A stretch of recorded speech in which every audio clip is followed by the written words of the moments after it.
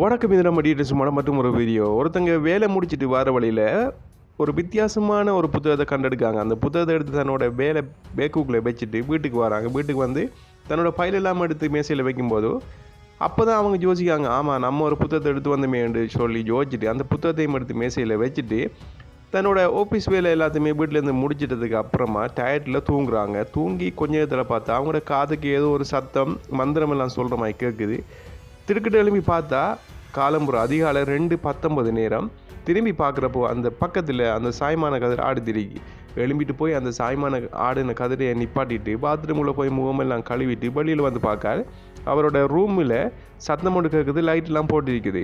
உடனே அந்த ரூமுக்கு போய் பார்க்குறப்போ அந்த ரூமோட கதவுலேருந்து தலைமுடியை விரித்து போட்டுட்டு ஏதோ ஒரு உருவம் ஒன்று இறங்கி வருது. அந்த நேரம் பார்த்து அவருக்கு என்ன நடக்குன்னு தெரியாமல் அவரே மறந்து போய் அந்த புத்தகத்துக்கு முன்னாடி இருந்து அந்த மெழுகிரியை மேற்றி வச்சுட்டு அவர் ஏதோ மந்திரமெல்லாம் சொல்கிறார். இதுக்கு பிறகு இவருக்கு என்ன நடந்தது ஏது நடந்ததுன்னு சொல்லி த புக் இந்த குறும்படத்தை பார்த்து தெரிஞ்சுக்கொள்ளுங்க. வீடியோ பிடிச்சிருந்தா சேனலை சப்ஸ்கிரைப் பண்ணி கூட ஒரு பெல் ஐக்கானை கிளிக் பண்ணி ஆப்ஷனை கொடுத்து சின்னோட சப்போர்ட் பண்ணி விடுங்க. இன்னொரு வீடியோவில் சந்திக்கலாம். நான் தான் உங்கள் டிஜிஏ. நன்றி, வணக்கம்.